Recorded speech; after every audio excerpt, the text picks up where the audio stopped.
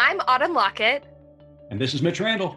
And you're listening to Good Faith Weekly. Welcome to Good Faith Weekly. On this episode, Autumn and I are going to catch up, then talk about some current events. And then later on in the pod, I'm going to sit down with Autumn because this is her last episode with us at Good Faith Weekly. And we're going to talk about the last 2.5 years of her time here at Good Faith Media. So it's going to be a wonderful pod. And then at the end of the interview, we're going to reveal who the new interim co-host is going to be. So stay tuned. It's going to be a great pod. Autumn, how are you this week, sister? Well, I realized that Donald Trump is under investigation this morning, so I'm actually doing pretty well. That's exactly right. He is under investigation. So I don't know if you caught any of the hearings last Thursday night, I believe. It was Wednesday. I think it was Wednesday or Thursday. And the January 6th committee basically laid out what Trump was doing and what he didn't do during those 187 minutes where the Capitol was ransacked. So it was damning, to say the least. Mm-hmm. It was. And I don't think any of us who have been looking at this with clear eyes are super surprised by what's happening. But it is interesting to see it coming to light. And I'm also really interested to see how it is received, this information. Right. I mean, for most of the attack on the Capitol, it seemed as though the former president sat in his dining room adjacent to the Oval and sit there and watch Fox News and just kind of watch it like a television show. Right. I mean, it was right. So, I mean, dereliction of duty has been brought up. The DOJ is certainly under investigation, or putting him under investigation now. So we'll see what Merrick Garland and the DOJ does. But it was interesting watching the hearing because it was all about Trump, but there was a couple of times where the committee, you could tell, was kind of poking at some folks. Uh-huh. One in particular was Senator Josh Hawley from Missouri. Oh, my goodness. The senator, run, of course. Josh, run! The senator, of course, prior to the insurrection and the attack on the Capitol as the mob was marching up Capitol Hill, raised in solidarity his fist with a stern look of white power? Affirmation. Yeah, exactly. Mm-hmm. White power. And then they showed video footage of him cowering inside the Capitol, running down the hallways. And there's a moment in the video where you see Holly cross the hallway, and the security guard just kind of watches him. It's just his head moves along with Holly. He's like, yeah, you fool. Yes. And like there are cameras everywhere. Like he had to know this footage was going to come out. Yeah. So what was interesting to me, the committee really didn't have to show that, but they really had to show We're it. so glad. All of us, folks who enjoy comedy and SNL and the like are so thankful that they did. Absolutely. Absolutely. Well, some other news going on in Washington, D.C. this week is that the House, in an attempt to protect same-sex marriage, voted pretty overwhelmingly, 267 to 157, with 47 Republicans joining the affirmative vote as they voted on protecting marriage. And it was very well received by a majority of the folks. And the Respect for Marriage Act is now being sent to the Senate, where the Senates are really quiet about it and not sure what's going to happen.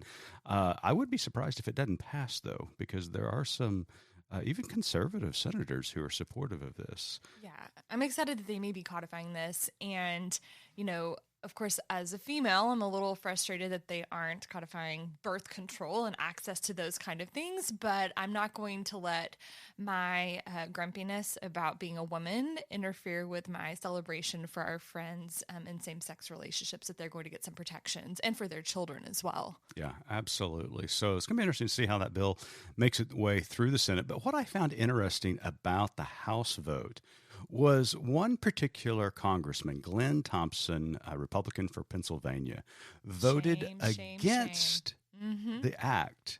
And then that very weekend goes to his gay son's wedding and is proud as punch of his gay son. I mean, this is just the absolute caricature of the conservative party. It's okay for me, but it's not okay for thee. Yeah. And they're trying to, enact moral laws that they themselves don't even follow. Right. I mean, it reminds me, of some guy 2,000 years ago that stood up to power and said, "You hypocrites." Yeah, something like that. I mean, I think there's somewhere in scripture Somewhere. that says Yeah, that. I don't know. Some guy, beard and walked around. Not a Sandals. surfer. No, not a surfer. But again, I do hope that the bill gets to the president's desk and he signs it, codifying that. But you're right. This is only one issue that is under attack because the latest Supreme Court decision in the Dobbs case overruling or repealing Roe v. Wade, and with Clarence Thomas publicly saying that we need to revisit some of these laws and precedents. And so hopefully we can get this done and get others done along with them, because the rights of all Americans are in jeopardy at this point. They're definitely in jeopardy, and I'm thankful for the 8 brave Republicans who did vote to codify access to birth control. And it's just really terrifying that people would try to legislate access to health care. It just does not make sense. Yeah. Well, let's shift gears a little bit.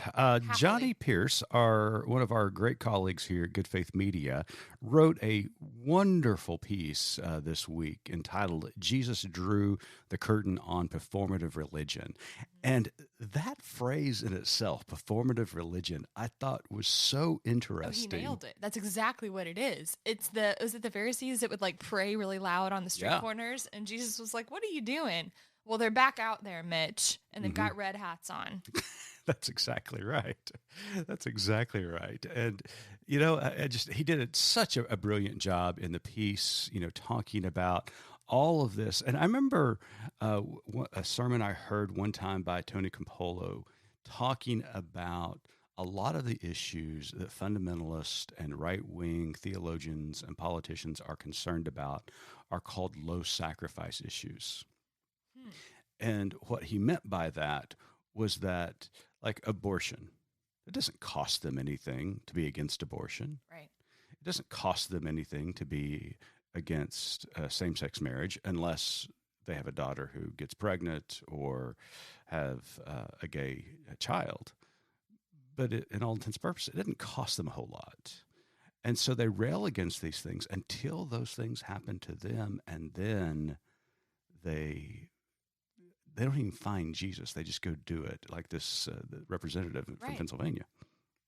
And so it just seems to be so performative, and it's really disheartening. It's like sometimes they're Christians at us. Ooh, I like that. Mm-hmm. Yeah, they and are it's Christians like at us. if you're really being a Christian, you don't have to tell somebody. Right. You show them. That's what Jesus did. Yep. And if you have to be performative and tell people how brilliant you are and what a good businessman you are, then probably you aren't. That's exactly well said. I don't know who you're talking about there, but I don't either. Well, check out that column by Johnny Pierce. It was published on July 26th. It is very well written. Jesus Drew the Curtain on Performative Religion. And so make certain, check your religion, because we all need to check our religion at times, make certain that our actions are following our words. So. Right. And are squaring with our Savior. Yep. There you go. Yeah, that's not a bad idea. I'll have the link to that article in our show notes as well. Okay, great, Don.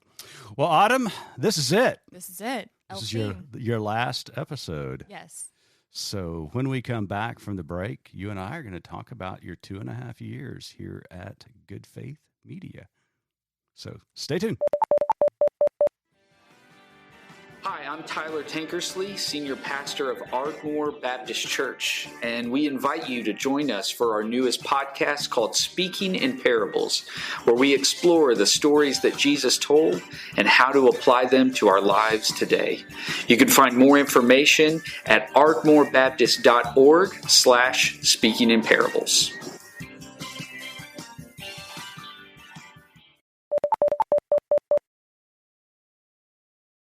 Welcome back to Good Faith Weekly. On this episode, we've got a guest who needs no introduction whatsoever. Well, you could go ahead and introduce me. Just because I don't need it doesn't mean I don't want it. She is the Executive Director for Development and Marketing for the last 2.5 years at Good Faith Media. She has done a spectacular job laying a great foundation after Good Faith Media launched in 2020. And she has recently been called as the Director of Admissions at the University of Oklahoma College of Medicine. Ladies and gentlemen, without further ado, put your hands together. They can't see my jazz hands. It's so sad. That's not good for radio. Okay. Put your hands together for our very own Autumn Lockett. Well, it's so good to be on the show with you, Mitch. I've been really hoping you guys would call me as a guest. So thanks so much for having me. And I just feel like I need to apologize to everyone in the progressive faith community because I am actually kryptonite to industries. Really? So let me explain what I mean by that. Okay. So I started working in like elementary ed right around the time that the state of Texas really drilled down on standardized testing specifically for English language learners. And guess what I was teaching? English language learners how to write creatively. And so I'm like, well, okay, this is not ideal, but I didn't know any different. So here I worked and did my work for 3 years. Then I joined up with law admissions, right? And right after the recession and the bubble burst of 2008, and basically LSAT takers nationwide cut in half the year that I joined the law school admissions community. Kryptonite again. Kryptonite. So then I joined with this progressive faith space, which honestly we had already fallen out of the ditch because Donald Trump was president. Right. And I've removed my filters for this episode in case you wondered. Yep, I can't do anything about it now. What are you going to do? Fire me? I have the day this release is my last day. So I joined Good Faith Media January of 2020. Right. When we were all sweet summer children. Yes, we were. Did not know what was coming. We were so naive back then. We were. And then the pandemic hit and the whole entire world changed. And so I am a little nervous as I join a new industry and it's healthcare related. I'm like, oh Lord, what's going to happen? So all you doctors up there in Oklahoma City, make certain to hold on to your stethoscope or There's another one for the blooper reel. And you guys, there is a blooper reel. There and is it's a coming blooper reel. eventually. I'm not even going to attempt to say it because I know I can't. Stethoscope. Hold on to those Could things. you, for me, just say obstetrics? Obstetrics. Hey!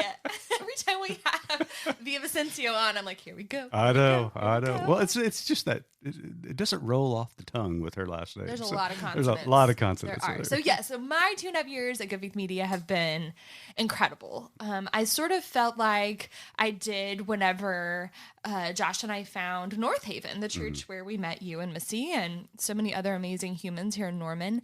And I didn't Okay, so let's stop right there for a second. Okay, let's do it. Because some of the listeners may not know how you and I met.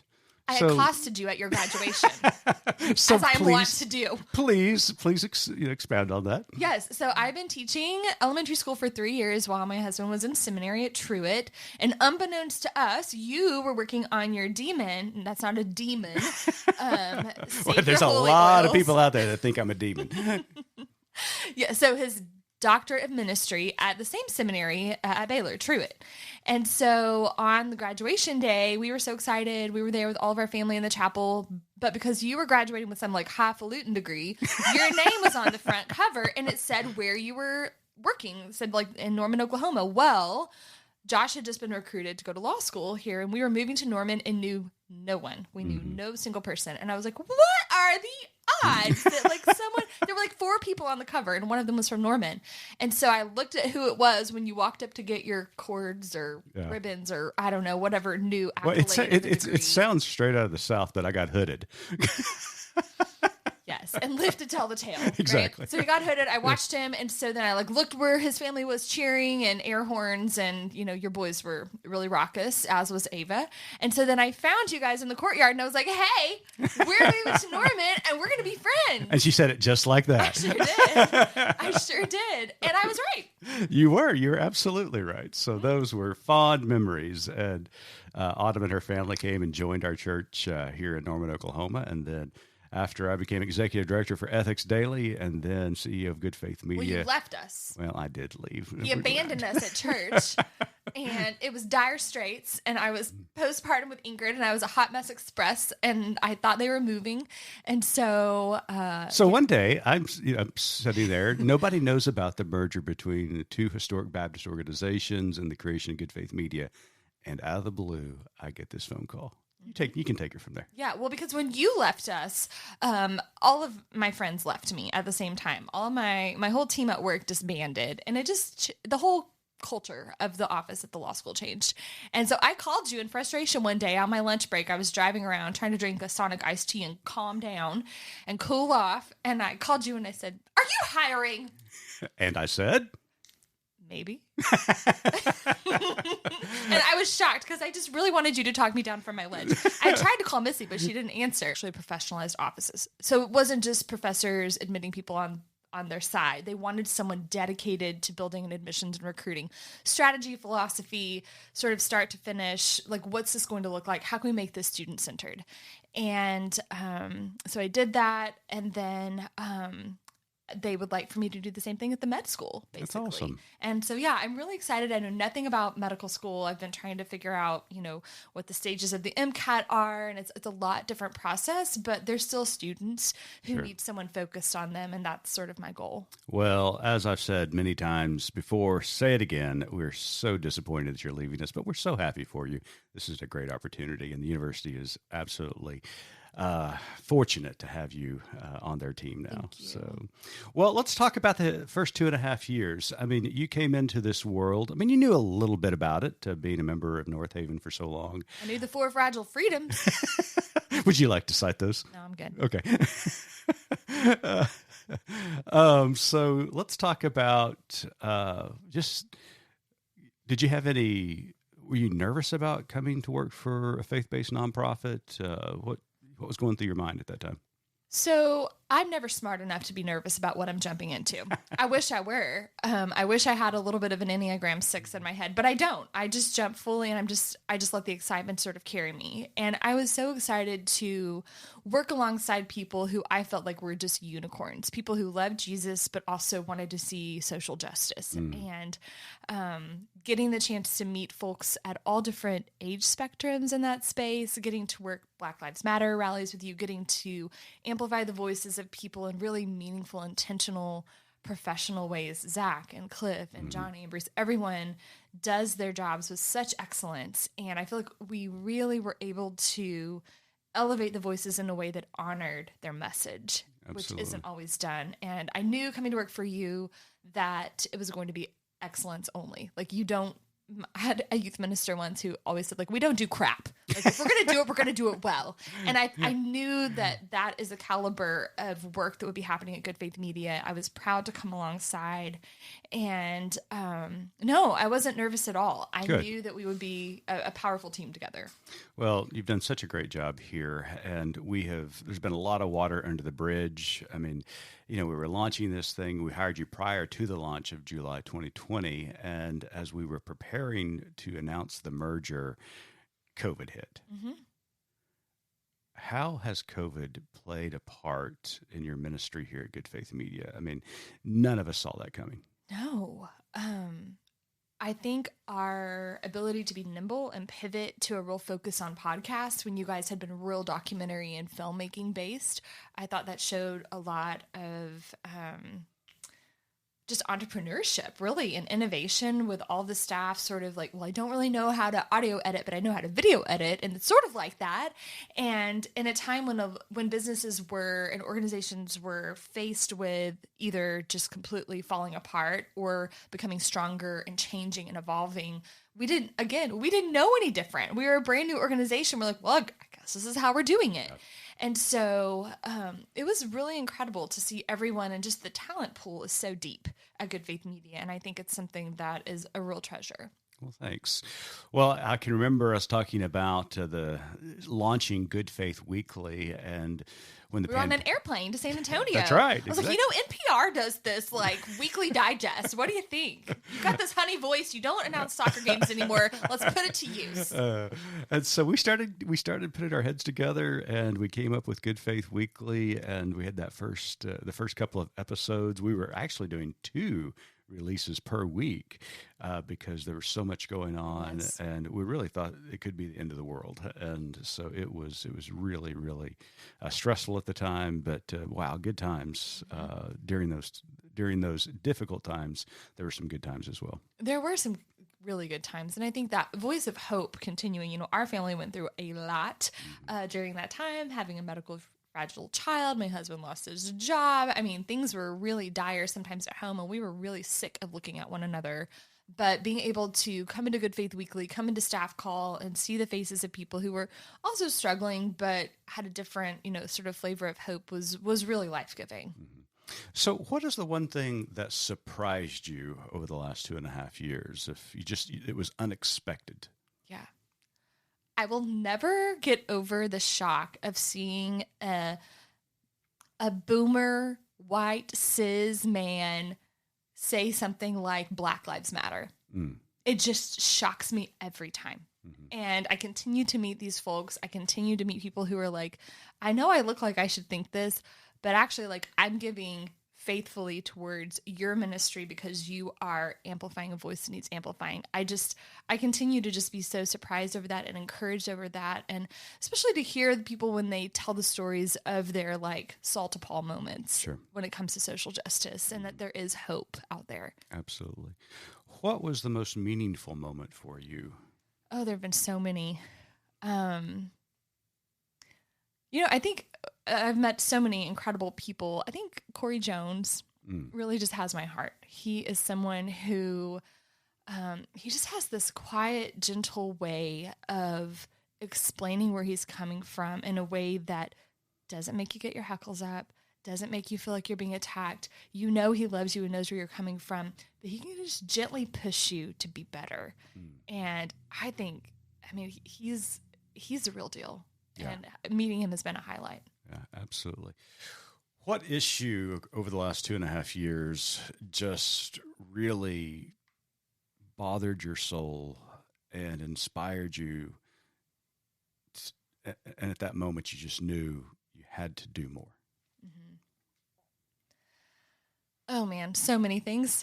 So many things. I think, listening to voices like Sky Perryman and Jen Villavicencio talk about abortion care, and listening to Jen's Saul to Paul moment of she used to be an anti-abortion, a pro-lifer with the picket signs, and now she provides abortion care, and from her Catholic faith is able to really be strong. If she can be strong, I can be strong, and I think another thing that has really been tricky, an answer that I haven't found yet, is watching the church, capital C and lowercase c, manage these past 2.5 years when they'd already been sort of floundering since 2016, 2015, leading up to that election. And I don't know where we go collectively. I don't. Right. And it's hurtful, and it's sad, and it's hopeful, and I'm really holding space for our ministers, all of them. Yeah. You and I have had conversations off air about how this work can have an influence on your faith. Mm-hmm. Over the last 2.5 years, you've been working in an organization that's really trying to make a difference in the world where faith and culture intersect. But you can't deal with these issues without the work affecting you. Mm-hmm. So how has it affected your faith? That's a really loaded question. I am the kind of person who runs straight to therapy anytime I feel things starting to come up that don't square. When my emotions don't match the situation, I know, it's time to do some more work, Autumn. So last July, I planted myself back in therapy, and with someone who specifically is an expert in religious trauma. And I think all of us collectively have experienced some religious trauma, even if it's not from our own religion. Just it's been happening, especially these past 2.5 years, when literally trying to keep your children alive became a polarizing political issue. And the faith, not fear, all of that kind of stuff happening. And I think it's really forced me to be introspective about my faith. And it has forced me to look within and see like what my own spirit is saying. And it's given seeing so many people of faith doing this kind of hard work, making a difference, even though sometimes it feels like a glacial pace of a difference, has really inspired me to see that we all have light and we've got to do our darndest to keep it shining. Yeah. Amen to that. I love that. Thank you so much. Because this work, I mean, it can be daunting. And people ask me all the time, how do you stay positive? How do you stay upbeat? And I simply say, Liquor. I don't. I'm just kidding. I don't. I mean, you just don't. And, and I've been very open about, my journey and struggle with this because, I mean, you're dealing with such topics that you want to shake your fist at God. And what I find out is he's shaking his fist, or she's shaking her fist back at me, and we're struggling this together. But it takes a toll. It really does take a toll. But you also run into people who are doing great work and who are inspiring, like you mentioned a moment ago. And so, I think you have done a brilliant job over the last 2.5 years. And I'm going to ask you a couple more questions. And this first one, and I hope you know the answer to this because I know the answer to this. Do you feel like you made a difference? Well, it's never enough. Yeah, sure. It's never enough. You wanted to set the whole world on fire and have a campaign with Patagonia and take over the whole entire universe. I feel like I did. I feel like but it's not enough. And it's just frustrating. Would you say there's more to tell and more to do? I would say there's more to tell. And that's why I plan to stay involved with you all and encouraging you all and supporting you and writing and, any kind of, I can roll t-shirts, whatever you guys need me to do, I can do. I believe in the work. My separation from the org has nothing to do with, my doubt for the vision and Sure. the goals. But it's, I think there are some folks who will hear this, and I'm saying to you that it is your turn to take up the baton. There you go. Well, before we make a big announcement, I got one question for you, and that is leave us, or actually it's a request. Okay. Leave me and the listeners with some hope. Because you can look at the world and it feels like it's burning, and this summer it feels like it's literally burning. Yeah. But we know that there's hope out there. So what gives you hope, Autumn Lockett, as you look into the future? This is going to sound so cliche, but I honestly look to the natives. And you do know that you're not going to work here after today, so you don't have to kiss up anymore. No, I am so serious with this. When I look at, and let's just talk about COVID. COVID has been, I think we've said COVID more than Jesus on this podcast.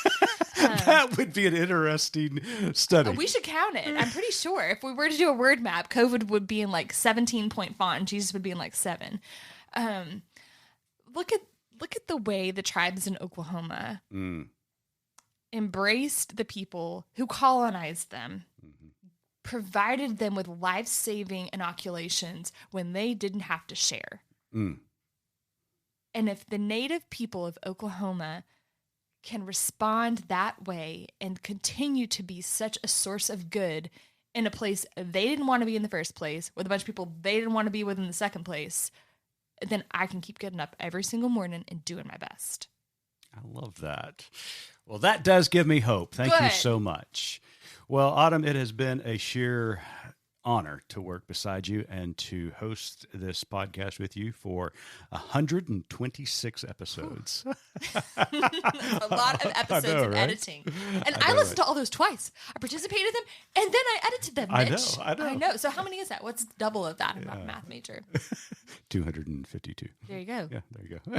So, but you are going to be leaving us, and so we have scoured the entire globe. Mm-hmm. There's no replacing you. Well, it only goes up from here. But we are ready to make an announcement Yes, of who is going to be our interim co-host beginning next week. That's right. It's Mike Pence. Mother, is it okay with you? Mother agrees. It's fine. It's fine. Oh my gosh. Oh, so do you want to give us a drum roll? Ladies and gentlemen, beginning next week, I want you to welcome to the Good Faith Weekly family our new co-host, interim co-host, Missy Randall. Hello. Hello. Randall, tell me about that last name. Right? He was saying he did a global search. I would prefer to call it a house-wide search for the next co-host. A tumbleweed rolled through the living room. There was Missy. That's right. We ran into each other in the hallway, and then here we are. That's right. Well, Missy, we're excited about you joining the team next week. We've already got a lot of interviews scheduled over the next couple of weeks. How are you going to fill these shoes that Autumn's leaving behind? Well, if Autumn was the rainbow sparkly unicorn of the duo, I am going to be your sky is falling. She's an Enneagram 6, ladies and gentlemen, and she is here to 6 all over your day. That's right. But in the best, caring, loving way. That's right. That's right. I'm going to let you know all the reasons that things cannot work Right? Yeah. and all of the reasons I don't You want do know I have 26 years of experience doing that. Yes. I'm just going to say, as a potential and future audience member, that I would appreciate both of you wearing pants during the interviews. I know you're empty nesters. We have to keep things professional. That's right. That's exactly I'm right. excited about y'all's chemistry. I think it's so fun. I think you were probably the only other woman in the world who can keep him in line. No, we're really excited about it. We've been recording some test shows prior to next week's release, and we're pretty excited about everything that's going to happen. So, Well, if this just gives you one short example of the difference between Autumn and I, when we were on that plane ride to San Antonio and Autumn suggested doing a podcast, that was the time I learned that she would never be allowed to sit in the middle seat between the two of us because the two of you together terrify me. So within, a day of getting back, we were in the office with recording equipment set up. Autumn is definitely the Peter in the disciple group. She is going to jump out there in the water and figure out how to do it as we go. And you always throw me a life raft. Thank you. Me, on the other hand, am on the boat lining out all the reasons this is not going to work while she's, halfway across the lake. And so that's one difference. So in light of that, I have forced Mitch to record a couple of test episodes with me because I have to make sure I've got footing and can make this work. I'm not sure that I'm convinced yet, but we're going to see how it goes. So are you worried about, we're going to be talking about some really, dicey issues. How's this going to be for our marriage? Well,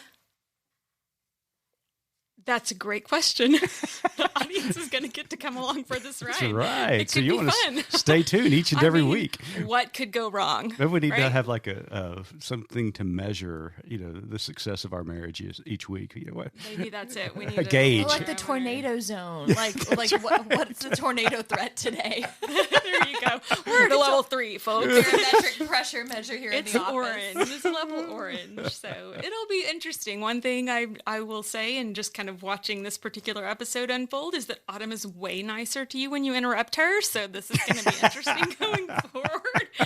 I've worked in academia. I'm used to men talking over me. Oh, okay. Well, At least he has good intentions. That's right. that's right. So, well, we're excited about you coming on board, Missy. We are very sad that Autumn is leaving us, but Autumn, just as the CEO of an organization, but more so as your friend.